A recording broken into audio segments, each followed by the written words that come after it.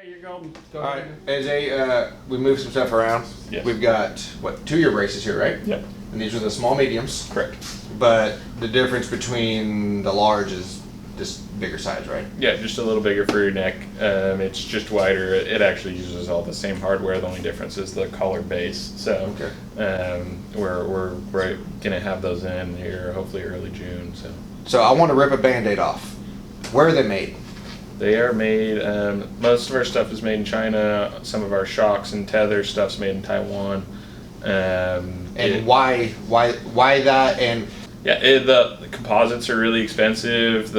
Especially with ours, we have a ton of CNC machining involved. I can tell you that we couldn't even get the hardware made for our brace for the price we get our whole brace made package here, and that unless some people want a $4,500 neck brace. If you want a $4,500 version, then we could make it here. But we went and we actually spent a month overseas setting up manufacturing. It wasn't a deal where we did everything from here. We went there. We were embedded in it.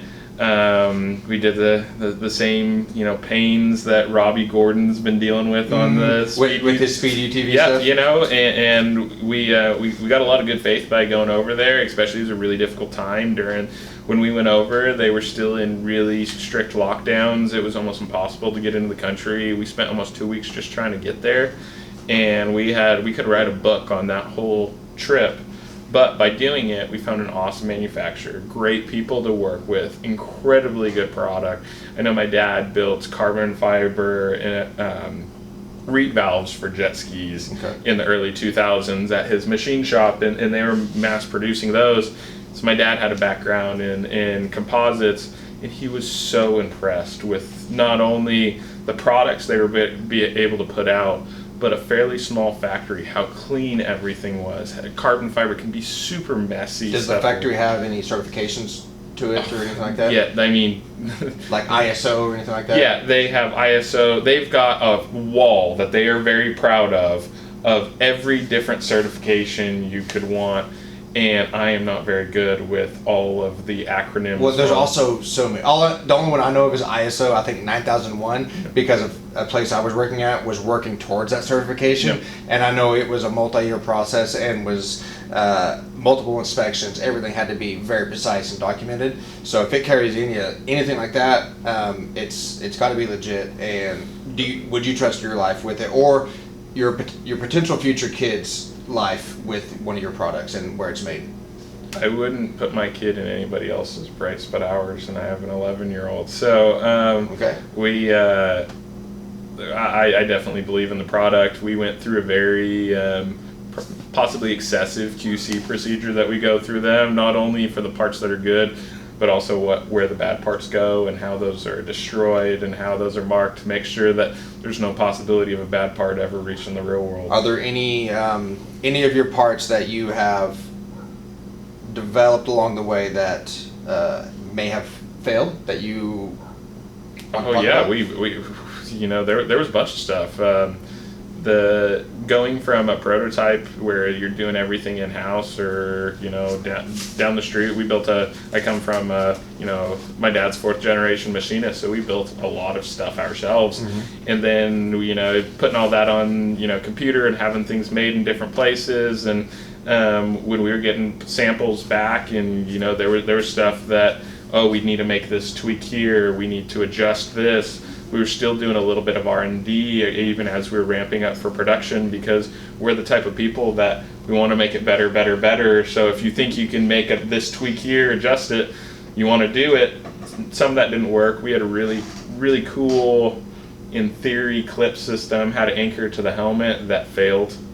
And we were at a point where we had spent a bunch of money on tooling and injection molds and all kinds of different stuff to make this. So you'd already spent money for the design that failed? Yes, oh, we had spent quite a bit of money on tooling, and we could have gone back and tried to play with different materials, but it was something that scared me.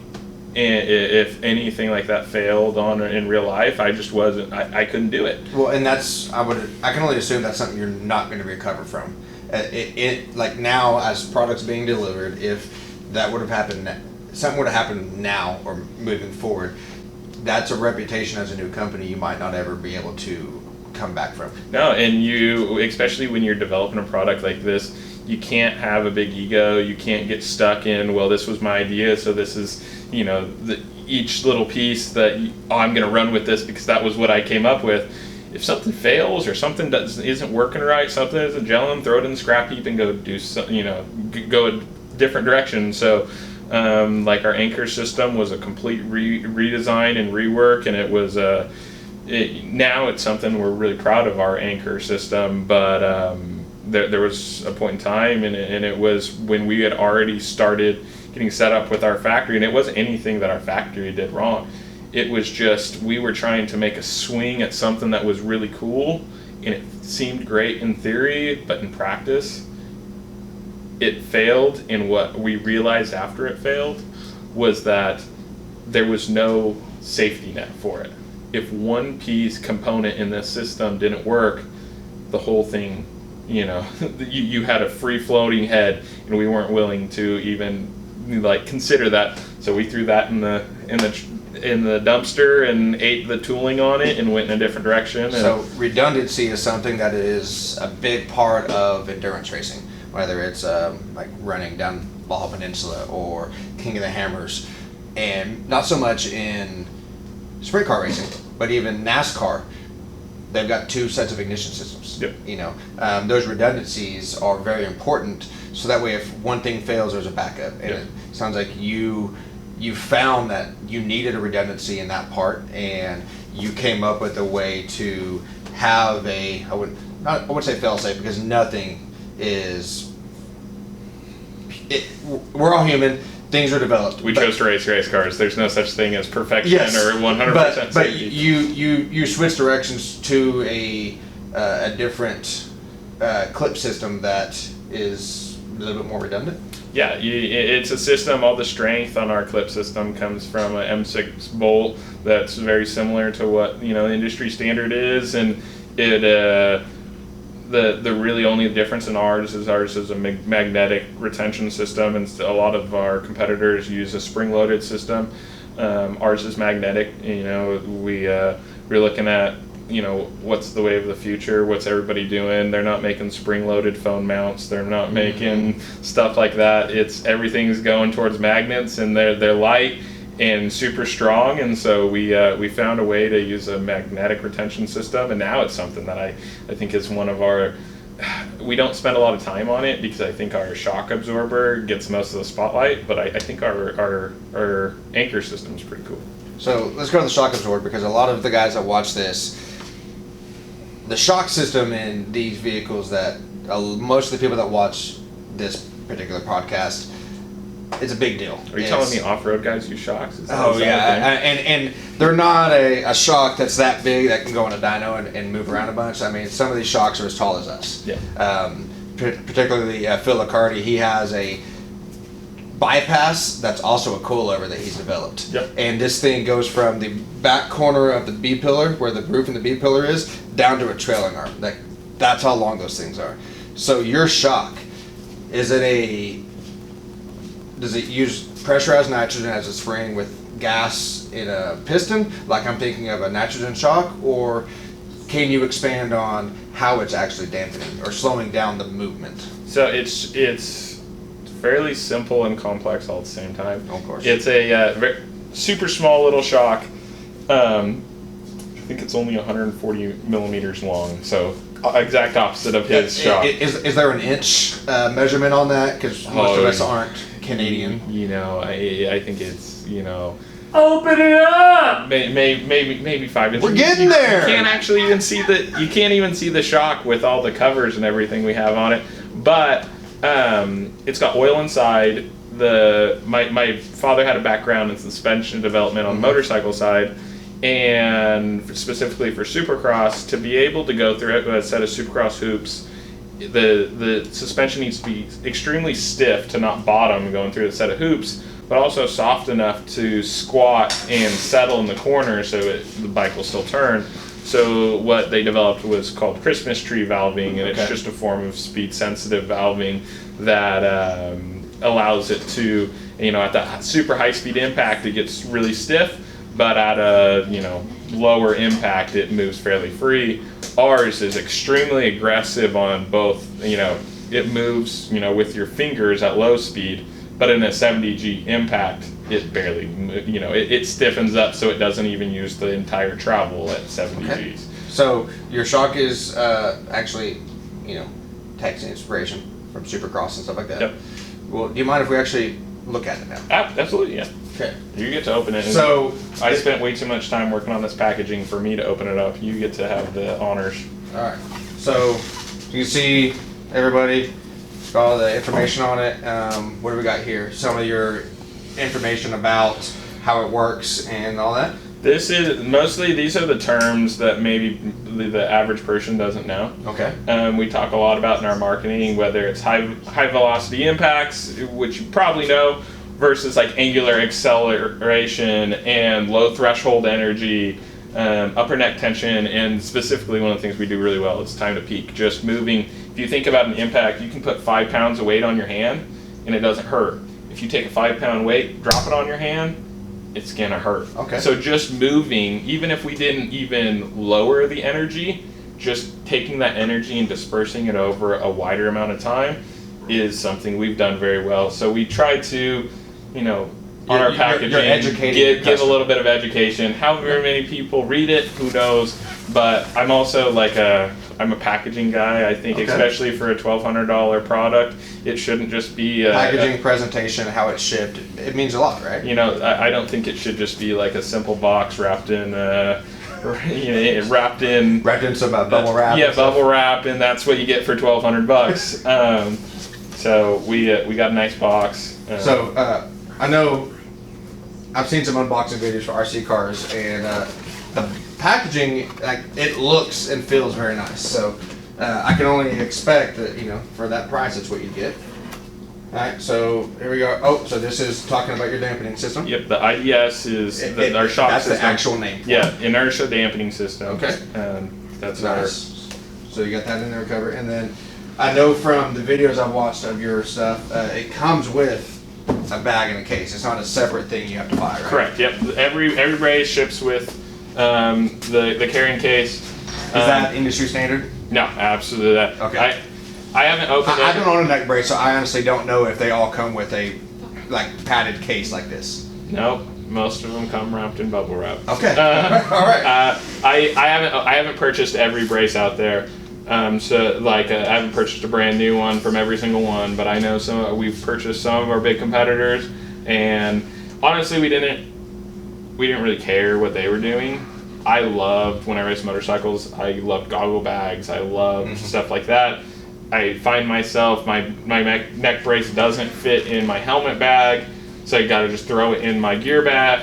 It's not something you want to get beat up. No, and it for me, I felt like it was something that needed its own case, and that's some forethought that I appreciate as a potential buyer of something like this in the future. The inside the case, we got some pockets for hardware. You can throw rolls of tear-offs in, or deals of tear-offs. Or short course off-road and dirt track racing, you have to have a special device so you can listen to track officials. Yeah, receiver. Yeah. So all that stuff, it could go right in here, because a helmet bag is usually just a bag for the helmet. Yeah, the helmet bag just slips open. There's not any extra pockets or any So thing in there. you got some room for that. Now, you don't have instructions in here, do you? No, we're in the 21st century. We didn't need to send instructions. So is that what this little doohickey's for? Yep, so that card there, you scan it with your phone. It takes you to the web page on our website that's got an instruction video. Shows you exactly what you need to do to hook up the helmet hardware, how to hook up your helmet, or the brace to your helmet. All fairly self-explanatory, but if you need any help, just scan that code and it'll take you to the instruction video. So in this bag is your hardware and blue Loctite? Blue Loctite, yep. Okay. I don't trust the little, some of this stuff comes with like the dried blue Loctite that's supposed to be activated when you do it. I didn't trust it. We decided to just give you a whole little deal, and If you ever need to take it off, swap helmets, you got another. Just throw that Loctite in with your bag, and A little dab will do you. yeah, you'll be taken care of. And then this is a thank you from the company. Yeah. And you and is that your partner? Yeah. Well, this is he's not a owner of the company. He was a guy I went to school with that took a hell of a chance to come work for me, and took a pay cut to come work with me. Connor's been awesome. You know, if you email or call Meru right now, chances are, and you need any kind of high-level information, you're going to talk to me or Connor. He handles all our wholesale distribution, our driver support. Connor's an awesome guy. If you talk to him, please be nice to him. He's new to racing, but he's learning so fast, and he has been probably one of the best decisions I've made for Meru, was bringing a guy like Connor on. So this thank you letter, all the information, you and Connor's signatures and everything. Yep. Okay. We decided on that. The first batch of braces, you know, the early movers and the early adapters are incredibly important for our long-term health, So just getting off the ground. This letter is not going to be in every one in the future. Are you saying that? I don't know. Okay. So you'll for sure get it now, but later on when it's not a pre-order setup. I'm not going to guarantee that everybody gets a deal. I know it was the big deal if we start selling thousands of them, and you know it's really hard. I know we signed 250 of them, and that was my hand was. So these are hand signed? Yeah. No, those are hand signed. If you don't hand sign them, they don't have they're not embossed. They don't have the divot in them. No, I would have thought it was printed, but I can see now it's a little bit different color. Okay. Yeah. No. So props to you on that. I would not have thought to sign 250.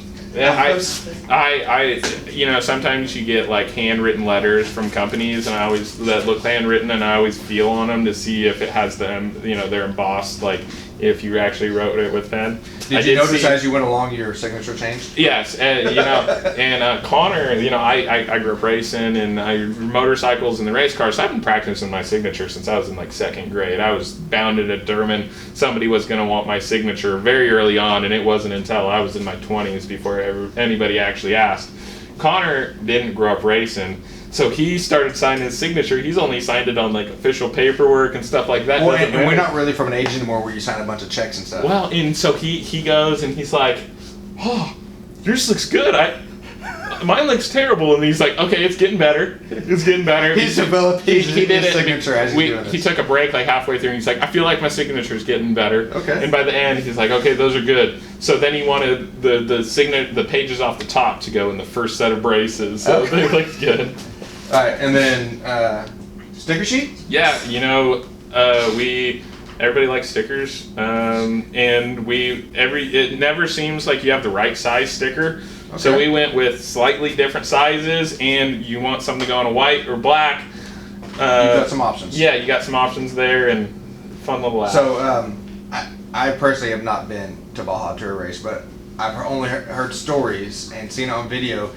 All the kids down there, they want stickers, oh. And the stickers can be, from what I understand, used as currency. Like if you need something, like sometimes they want the stickers bad enough for like if you need fuel, like hey, here's some stickers, and you might end up with some fuel or some help. You know, there's also, you know, you talk about little kids in Mexico about this or Baja. I'm pretty sure when we were at PRI this year, there were some old guys that would have traded for some stickers too. We went through so many stickers at PRI. It made me feel really good about our logo because the guys that were next to us, they had stickers out too, and they had the same group of stickers out on their table all week, and you know you got most of the way picked through by the end of the week. We were having to restock our table like every like 2 hours, so we gave out like 2,000 stickers at PRI. So let's lift it out now. Yes, and that's where the magic happens. So I am by no means like a connoisseur of any of this. I know enough to make myself sound smart or stupid depending on certain situations. You know enough to be dangerous. The weave on the carbon fiber looks consistent and nice. And I only say that because that's what I always hear people talk about with carbon fiber stuff. Like, yeah, you don't want it to be squished. You're looking for even lines. And sometimes you're going to in certain spots. You know, I get it, but like especially the flat spots, you don't want to see it all like junky. Well, these are these are compression molds, so especially when you have any contours, you're going to have some bit of squish in it. But for the most part, on those big long pieces, you get a nice consistent weave. So is the shock covered to protect the shock? So that was actually a request from the IndyCar series. The reason they wanted that cover was to act as a burst shield. If a shock ever exploded, pulled one apart, had any issues, they wanted it to be covered. Originally, we just had a hoop. And so IndyCar was asking for us to make a plate specifically for IndyCar to act as a burst shield. And we decided, well, if IndyCar wants this is something we should look at anyways. And we just made it a part of the brace. Okay. We made the front piece is permanent installed. The front plate's permanent, and then the back plate pops off, so you can this change. Piece right here. Yep. Okay. It made it so we can our tethers are retained, and your tethers can't fall out as long as the plate's in.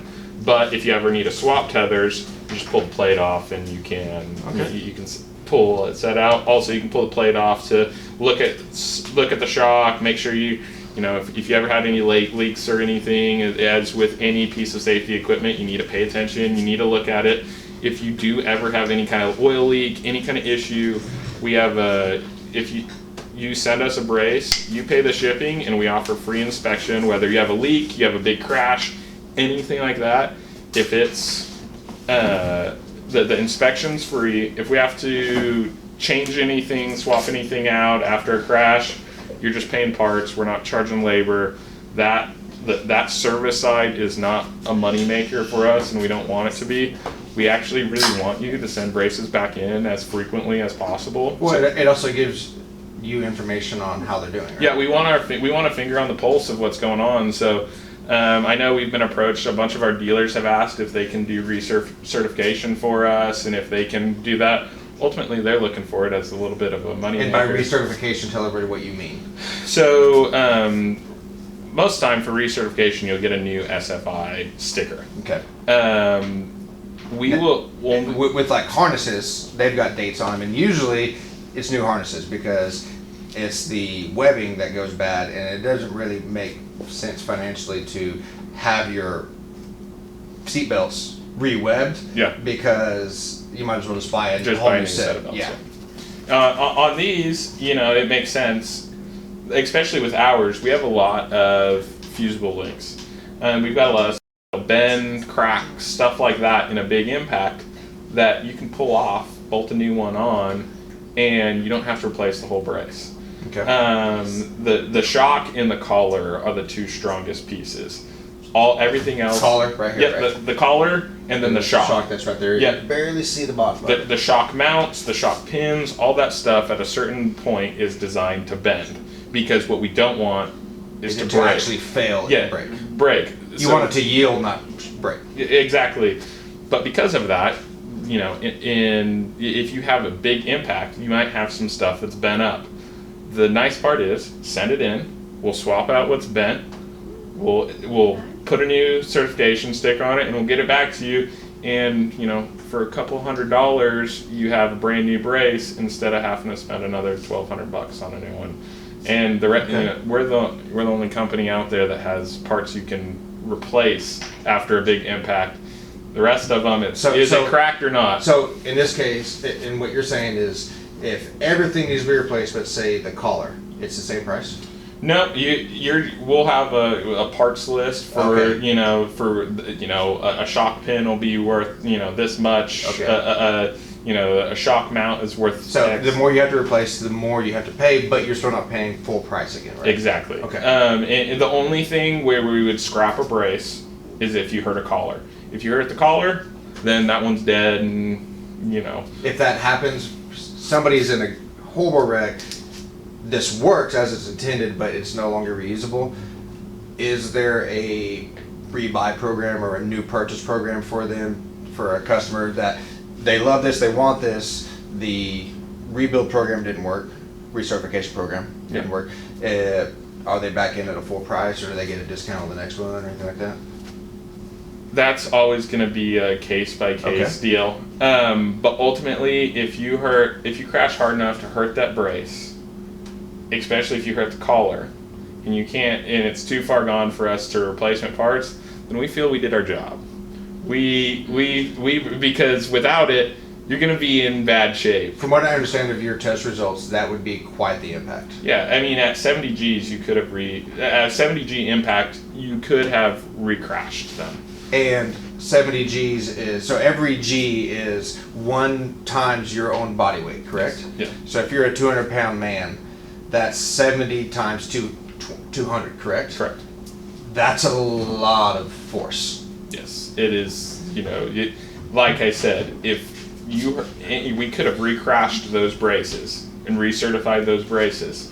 So if you crashed hard enough to break one, then we feel we've done our job. Okay. And you should theoretically be happy you were wearing it and be okay buying a new one. I do not disagree, because I didn't think about the numbers until you said that.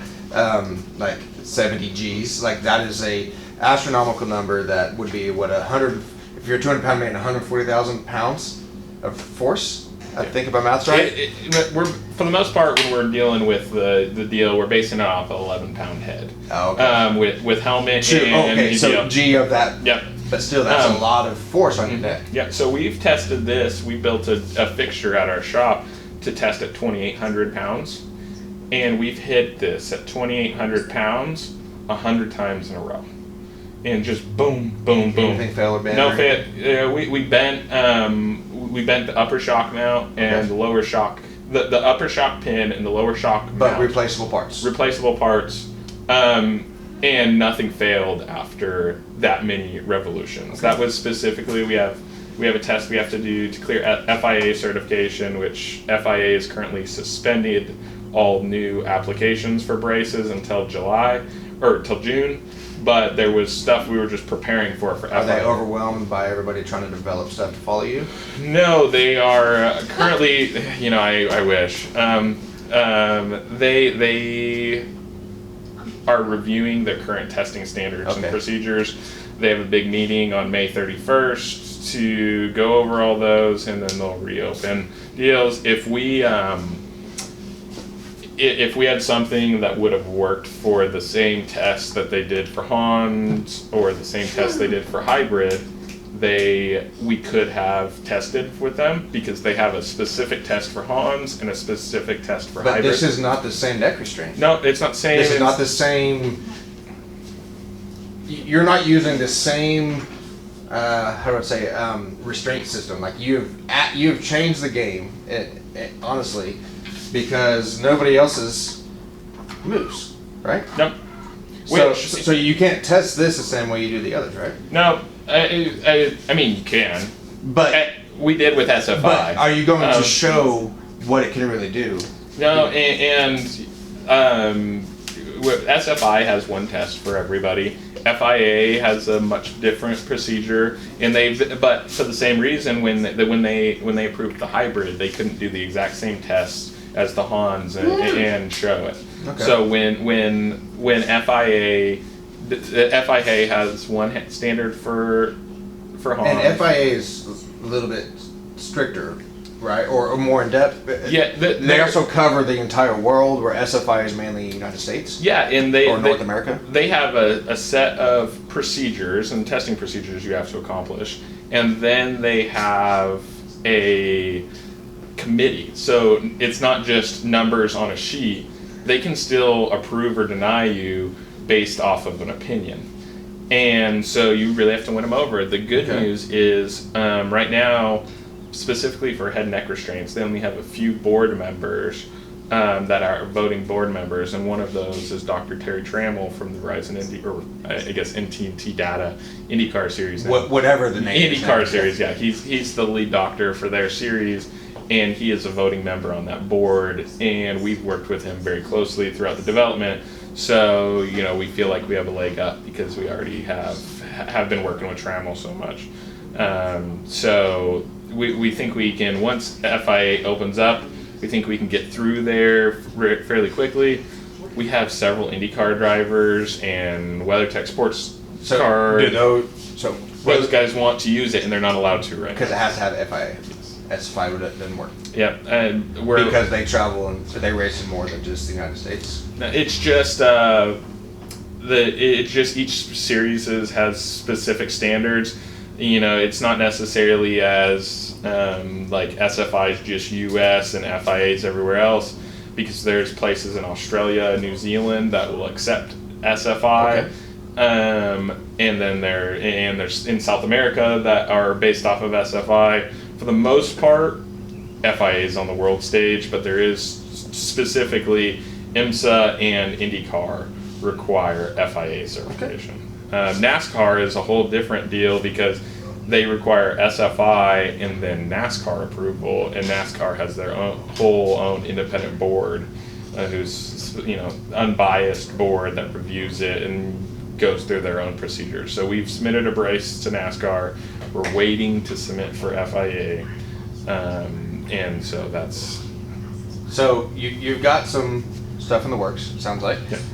Any future products you might have in the works that you can expand on? You know, we're looking at all the different hard points that your body touches in the race car. It's not necessarily like suits or any of the soft stuff, but braces, helmets, seats. Okay. We haven't necessarily committed to any one product, but we're considering and looking at all of them, all with trying to carry the common idea of energy absorption and suspension systems. What we're doing with the shock, can we go do this with a helmet? Can we do this with seats?